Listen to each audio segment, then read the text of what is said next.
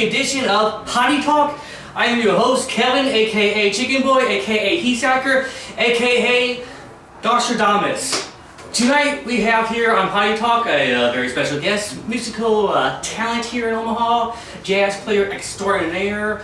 He can play a saxophone like a son of a bitch. Ladies and gentlemen, give her our guest, Mr. Randal Turner. Hello, how are you? Hey, I'm doing good. Doing good. Alright, we're doing good. We're doing good. We're here in Randal's bathroom.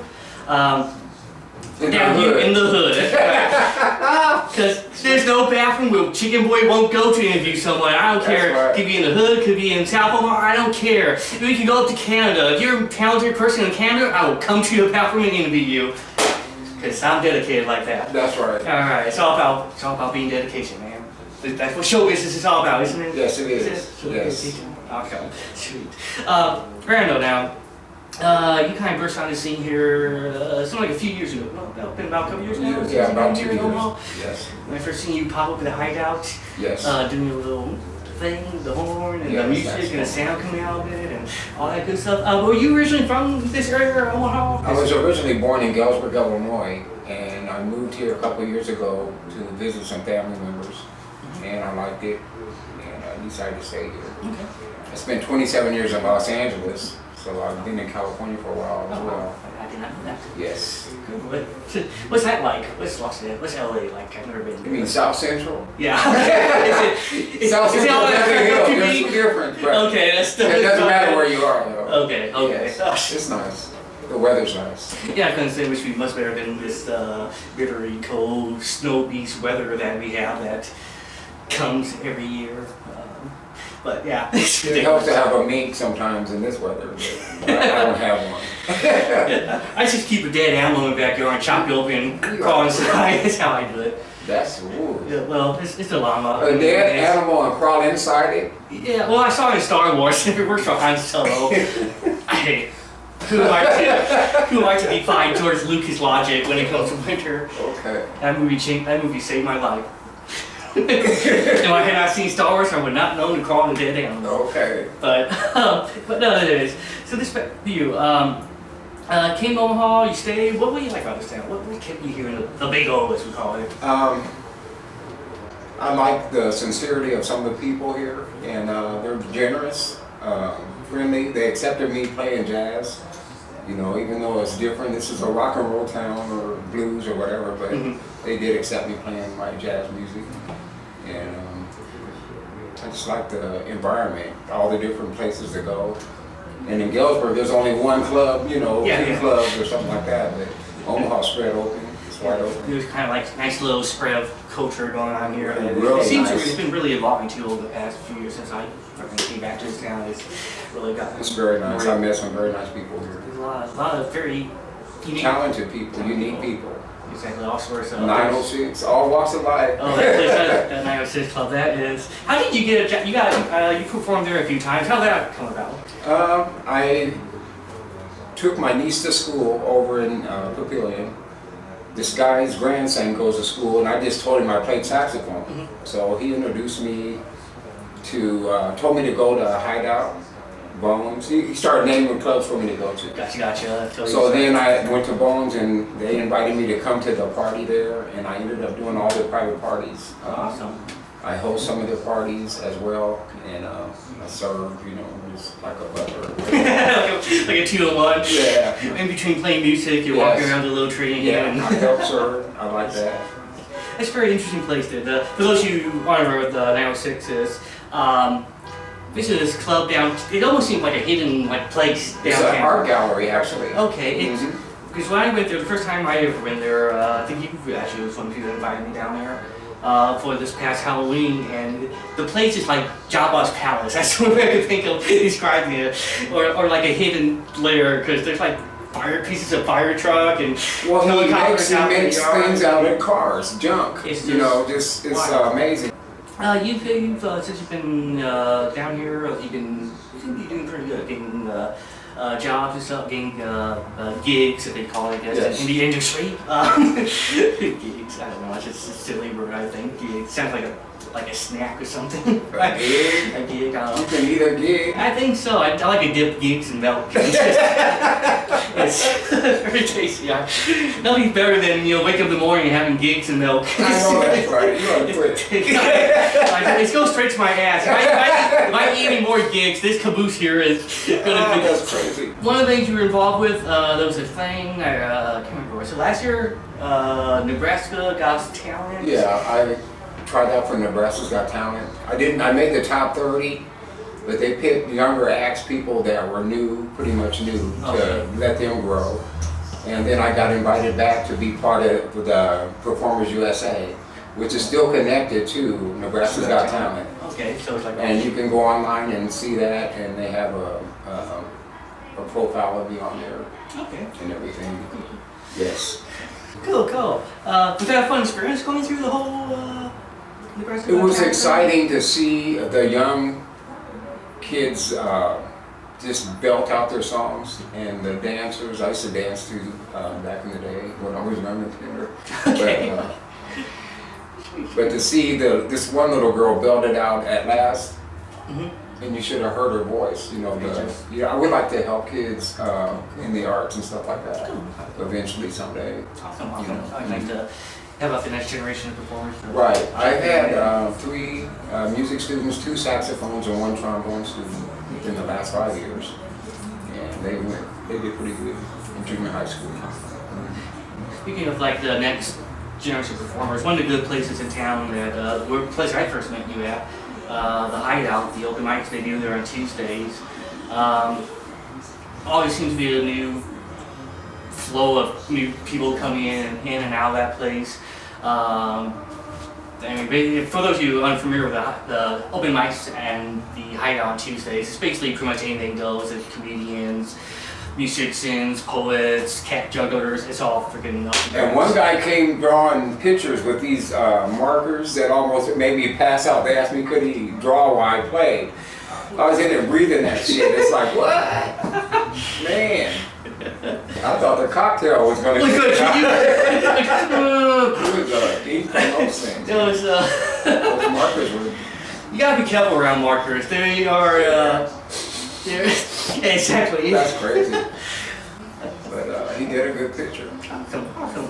You do a lot. I noticed a lot of stuff. They always have to come up doing like collaborations with different music acts and different performers and stuff. Is that always fun? And just to jump in there and. Well, sometimes it's fun. I have played with Andy Neely's band before, Rinds of Orange, and they are a hot group. I perform with Rocky Caniglia. He does rap on some of my music, his poetry on some of my music. I played at Sullivan's Bar, get gigs there on my own, and I'll have one coming up in the next month or so. And I'll advertise that. It'll be on a Friday night, doing their happy hour from like 7 to 9. Yes, and then I played at Rick's Boatyard. I've been at Bones downtown for their open mic. I've been around a little bit. What's been your favorite performance to be in? Your favorite experience, I guess? My favorite experience, I started playing when I was 13 years old. And I got to play in nightclubs then, and travel around Illinois and Chicago, Peoria, Cross Cities, up in Iowa around. But back in '83, I entered a songwriting competition called the Buda Vega Jazz Festival in Galesburg, Illinois, where I'm from.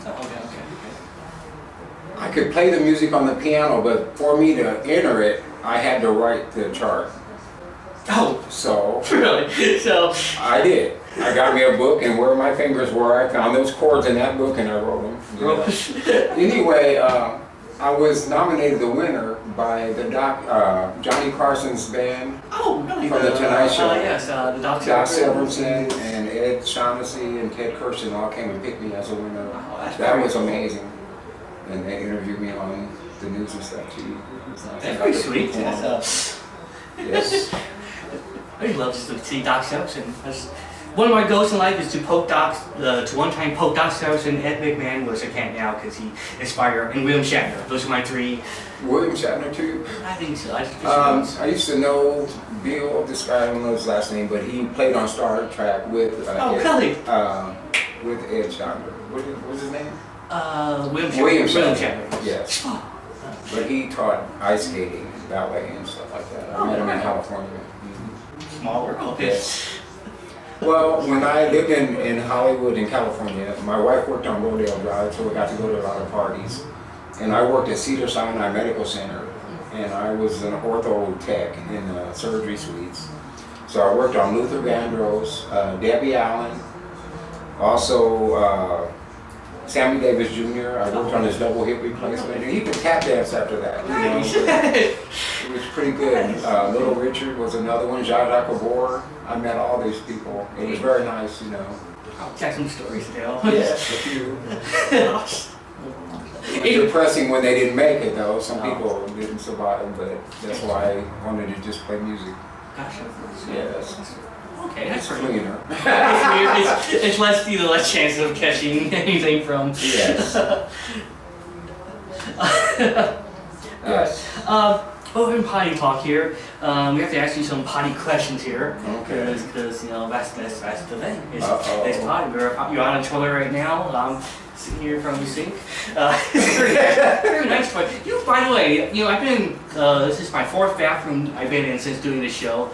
And may I say, this is the cleanest bathroom I've been in so That's far. nothing in it yet. Put some soap in my cocktail right here. That's all you need, though. I think in a bathroom is some cocktail and a bar soap. We take some cocktail and a bar soap. But anyways, my first question here is, what's your favorite potty word? Pissy. Pissy. Like pissy. Because I don't want nobody pissing on my floor. They gotta sit down and see if my bathroom. You should get that shit into the toilet. Yeah. Don't be off to the side or. I don't want to smell that. Don't be pissy. Exactly. Especially when it's so clean. Let's keep it that way. That's right. Keep it back. I can leave my message, from now on. Let's keep the potties of America clean. That's right. Thank you, self-leader. What toilet paper do you think would best describe, let's see, you're famous for doing the saxophone and jazz music. What toilet paper would describe jazz? Nice and soft. Actually, pretty good. Nice. And soft. That comment. See? You gotta play it smooth, right? Yeah. Even though I play kind of harsh, but it's all an expression. Some of the I play strong. Okay. Actually, I skipped a question earlier I was going to ask you. One of the things I'm fascinated by this, when you're out there, you're doing playing the old saxophone. It's kind of like a romantic style of harmony that comes out of that sucker. How often do you get people making out to your music? I have one friend, Adam in Galesburg, Illinois, and every time he hears me play, he has to take his girlfriend home. Really? And he told me, Randall, every time I hear you, we go home and we do our thing. I said, you ought to quit. He said, no, for real, man, for real. So, people do, relate it to sex and lovemaking. I'm not as good as Luther Vandross. Everybody's baby from the 80s is from him. Oh. I don't have no babies made yet, I don't think. That's... That I know of. Exactly. Okay. What a weird thing would that be to hear? This is Randy's to baby. hear from years from now, someone comes up to you, hey, I was conceived to your music. Yeah, I would love to hear that never happens to a comedian. I never had. If someone does come up to me years from now and tells me they were conceived during a joke I told, that baby probably should have been brought into the world. That's just my personal opinion. We said he shouldn't have been brought into That should have been, you should have gotten the morning after pill or something for that. God. That's murder. That child cursed for the rest of his life. No, don't say that. I'm kidding. I would be honored if someone was conceived while I told my come and go joke. That's my pinnacle. So go back to potty questions. You ever squeezed a Charmin? Yes, I squeezed the Charmin. Okay. Just had to confirm my chest. Well, okay. This ain't Charmin, but I can squeeze it. You can pretend. It's the next best thing to Charmin. Yeah. Oh, so stupid. Let's see here. My final question is, would you like to do the potty dance here in the bathroom after signing off? What's the potty dance? The potty dance is the got some potty dance. Oh, okay. Alright. Well, kids, this has been another edition of Potty Talk. This has been my guest, Randal here. We are doing the potty dance. There we go with the toilets. Making the potty dance official. Thanks for watching. Join us next time. YouTube that shit. Potty Talk out. Peace.